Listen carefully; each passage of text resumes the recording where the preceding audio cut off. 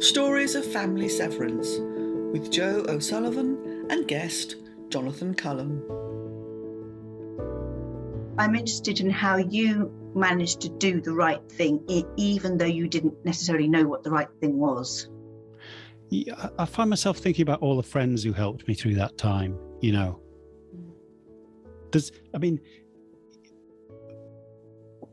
In Who Wants to Be a Millionaire, you can go 50-50. Yes. You can ask the audience, Yeah. You can phone a friend. Well, we just kind of, so to speak, we'd gone 50-50. So we were splitting the kids between us, we were splitting our, and we were looking to split up all our worldly goods and all that.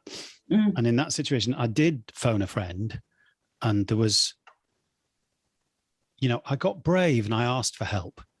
And when I felt desperate, I just rang up actually my ex-brother-in-law, who I dearly love, and he lives in California. So it meant that at 3:00 in the morning, when I was at my wit's end, I could ring him. It was perfect because he was on Californian time. So it was like middle of the day for him. So he said, hello, I go, hi, I'm crouching in the kitchen, sobbing, and he was great because I'd just ring him up and go, I'm just feeling utterly desperate. And he'd go, okay, what do you want to talk about?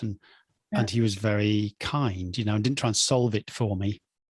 The friends I came to dread were the ones who were going to solve it. Okay, what you need to do is this, this, and this. And have you asked? Have you done this? Occasionally, it was useful, because they'd remind me of things I hadn't even thought of. Yeah. But mostly, it was the friends who just heard what I was going to say and who were just massively patient, basically, while I maundered on to them, And then they'd go. I had a friend, Nikki, who was just utterly fantastic. And she'd say things like, I hope you don't think for an instant that this means you're not worthy of love, Oh. And it was, those are the sorts of things you need somebody to say to you. And lots of other friends who sometimes would just go, do you want to come and see a film? And you go, yeah, okay. We went off to see a film and we go, what should we see? What should we see? Let's go and see this George Clooney film, Went to see this George Clooney film, which turned out to be about a man whose wife has a brain injury and he discovers when she's in intensive care that she's been having an affair for years.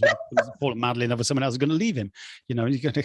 And so, on this occasion, my friend Tom, in this crowded cinema in Brighton, he leant over and went, Jonathan, do you want to just leave?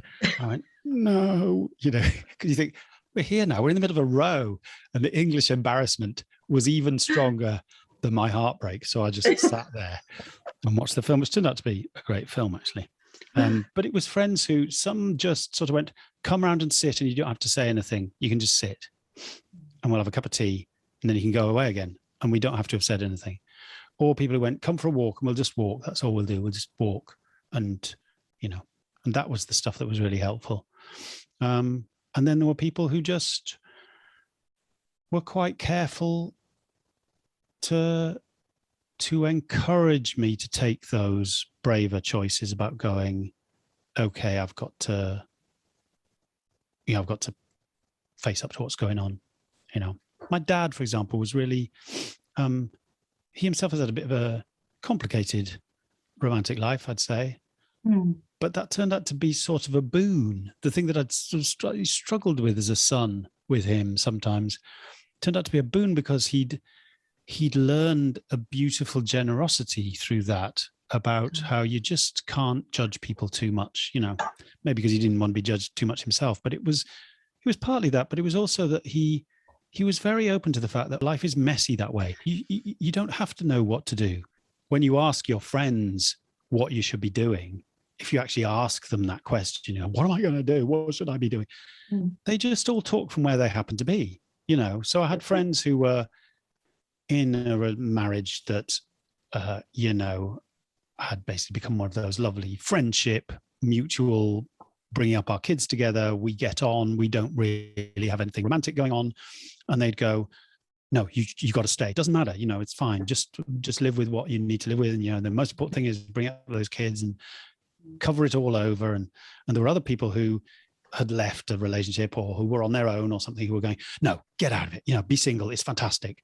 So it's it becomes rather confusing because you think your friends will know the answers. And in fact, they only know the answer for them if in their imagination of where you are, and they're not you, you know. So nobody knows what you should be doing except you, and you don't know. So you just have to kind of go, okay, I'll tread water for a bit, you know, because this huge wave has just knocked our boat over. So, you know, it is a bit like being thrown into cold water, and they say, don't panic, don't breathe, don't go, you know, try and restrict that, try and let yourself float if you can, and then gently start swimming for what you think is the shore, you know. So as practitioners, it's easy for us to forget what you're going through, because I know that you will be all right. yeah, I know that because I've been doing it for years, but you don't. You didn't. mm-hmm. And I love what you said about just tread water. Don't panic. Just take each day as it comes and reach out to people. It's easy to give that advice now. In the middle of it, it's pretty hard to do, you know. Yes. And one last story where you find kindness in unexpected places was when so I'm signing on, right, for UB.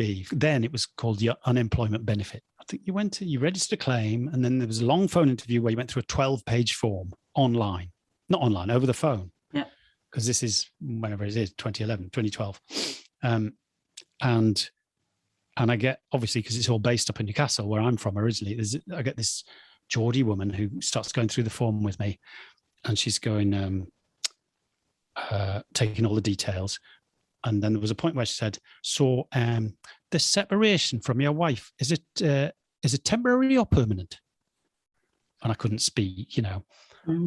Long pause, because I couldn't speak physically, but I also didn't know, you know. I had no idea. Yeah. I wish I knew. And there was a pause, and then she said, well, I put don't know.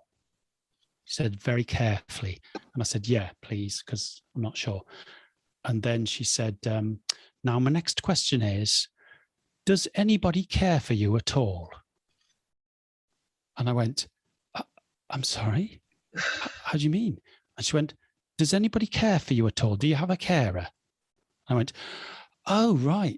No, I don't have a carer. And it was hilarious at the time. But and then she said, are you registered blind? No, I'm not registered blind. And we went on through the questions. But it was this weird, surreal moment where the word care became very charged. Anyway, we reached the end of the form, and we finished. She says, I think that's the end, Mr. Cullen. So we're all done here. So have a good day. Can I just say, good luck with it all, she said. You know, and you think, wow, that's someone sitting in an office who's just going through a UB form with some person she doesn't know. But for some reason, she was kind that day, you know, maybe every day. And just, she didn't have to do that at all. But she decided, this man sounds sad. So I'll just wish him the best, you know. Maybe she'd been through the same thing, who knows? But yeah, does anybody care for you at all? Extraordinary. At times. Yeah, that's the title of mine. That's the title of this. That's the title of the book about that time, probably. But the truth was, for me, loads of people cared for me. I had lots of people looking out for me, and so did we both. Actually, you know, we both had good friends stepped up, and sometimes the same friends were looking out for both of us. You know, and doing a bit of caretaking for both. So